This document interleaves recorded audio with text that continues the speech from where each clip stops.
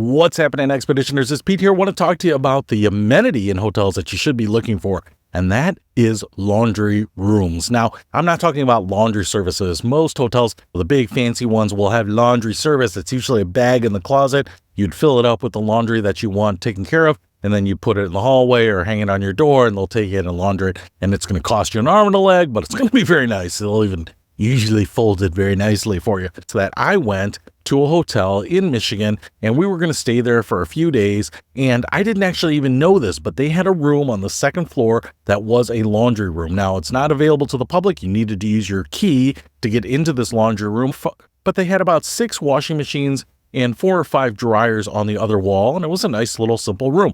Now, one of the things that I loved about this is it was free for guests. You still had to provide your own laundry detergent. They had a little vending machine there so you could buy it if you didn't have it. We brought with us a little container of pods and some dryer sheets. That was a big help. But because I didn't even have to pay for it, and I would have happily paid $1 or $2 to wash and dry because it was so convenient. When you were staying somewhere for a few days and you have a family, and maybe it's not just 2 of you, maybe you've got some kids or a dog, or you're doing activities and you're out sweating, it's so nice to be able to take those clothes, drop them into the washing machine, and it really saved us a lot of time because we didn't have to go anywhere else to do the laundry. We used it almost every day, not just because it was free, but because it was so convenient to do.